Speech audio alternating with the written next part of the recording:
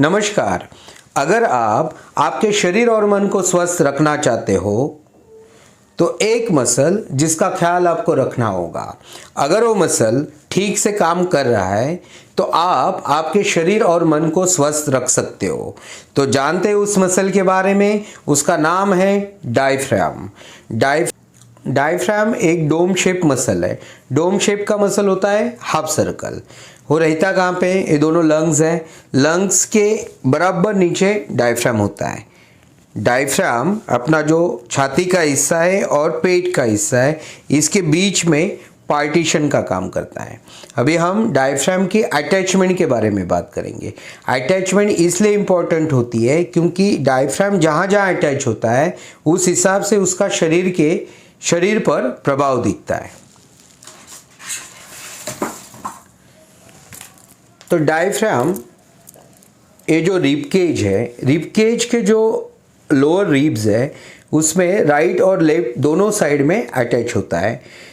Front side में जो अपना बोन है, सेंट्रल बोन जिसको स्टर्नम बोला जाता है, उसके बैक साइड में डायफ्राम अटैच होता है। और सबसे इम्पोर्टेंट अटैचमेंट डायफ्राम की बैक साइड में स्पाइन को अटैच होता है। जो अपनी रीढ़ की हड्डी होती है उसको डायफ्राम अटैच होता है।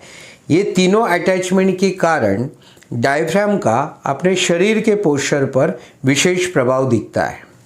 डायफ्राम के दो लोब होते हैं, राइट डायफ्राम, लेफ्ट डायफ्राम।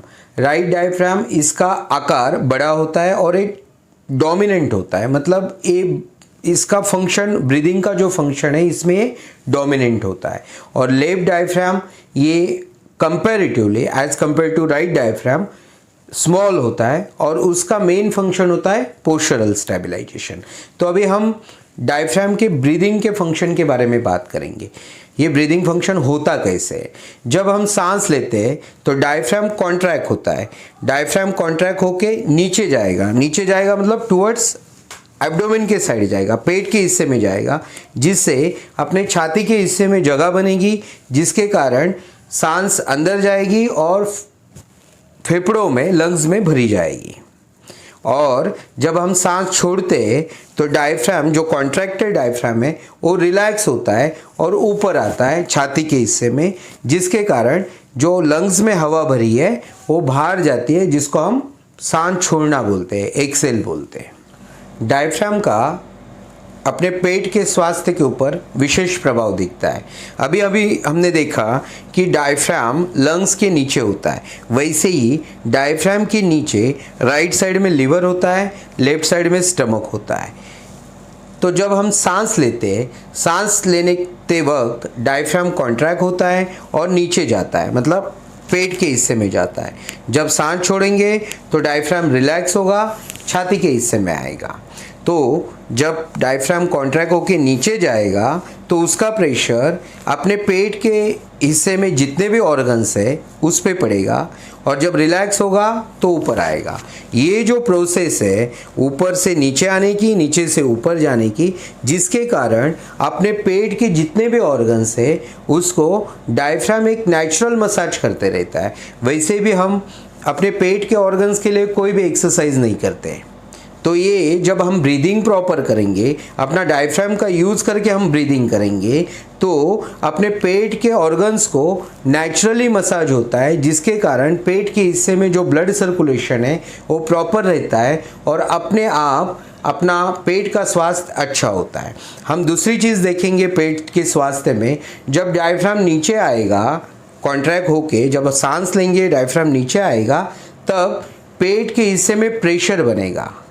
तो यही प्रेशर है जो आपको कॉन्स्टिपेशन से राहत दे सकता है। हम वैसे भी कॉमन लैंग्वेज में यूज़ करते हैं कि आज प्रेशर नहीं आया, मतलब अपना जो इंट्रा एब्डोमिनल प्रेशर है, पेट के हिस्से में जो प्रेशर है जो डायफ्राम के कारण बनता है, अगर वो सही से बनेगा, वो सही तभी बनेगा जब डायफ्राम पोजीशन में रहेगा और आपका जो सांस, मतलब आपकी जो ब्रीदिंग प्रोसेस है, अगर उसमें आप डायफ्राम का यूज़ करके ब्रीदिंग करोगे तो पेट में प्रेशर अच्छे से बनेगा, जिससे आपको कॉन्स्टिपेशन की समस्या से कंप्लीटली, पूर्णतः राहत मिल सकती है।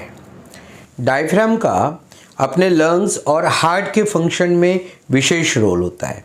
अगर हम डायफ्राम का यूज़ करके ब्रीदिंग करेंगे, मतलब डीप ब्रीदिंग करेंगे, तो लंग्स और हार्ट का फंक्शन अपने आप अच्छा होगा। और अगर हम ठीक से ब्रीदिंग नहीं कर पा रहे तो लंग्स और हार्ट के फंक्शन पे उसका बुरा असर हो सकता है। लंग्स और हार्ट के फंक्शन के ऊपर डायफ्राम का एग्जैक्ट कैसे असर होता है उसके बारे में डिटेल वीडियो हम बनाने वाले हैं, वो आप देख सकते हैं। डायफ्राम का दूसरा फंक्शन होता है शरीर के पोस्चर को मेंटेन करना, मतलब शरीर के पूरे पोस्चर को अकेला डायफ्राम मेंटेन करता है।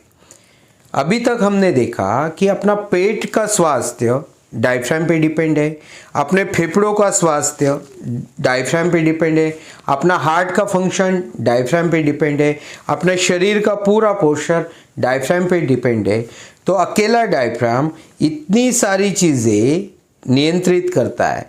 तो इसलिए हमने बोला था कि अगर आप एक डायफ्राम का ख्याल रखोगे तो अपने पूरे शरीर को स्वस्थ, शरीर और मन को स्वस्थ रख सकते हो। तो अभी हम देखेंगे डायफ्राम को स्वस्थ कैसे रखा जाता है।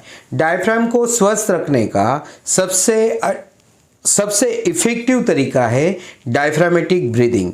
डायफ्रामेटिक ब्रीदिंग का सरल अर्थ होता है जिसमें हम डायफ्राम का यूज़ करके सांस ले रहे हैं। फ्यूचर में हम डायफ्रामेटिक ब्रीदिंग के बारे में डिटेल वीडियो बनाने वाले हैं। अगर आप उसे देखना चाहते हो तो प्लीज़ चैनल को सब्सक्राइब कर दीजिए, और अगर आपको ये वीडियो अच्छा लगा होगा तो इसे लाइक और शेयर ज़रूर करना। आपने वीडियो अब तक देखा है उसके लिए बहुत बहुत धन्यवाद।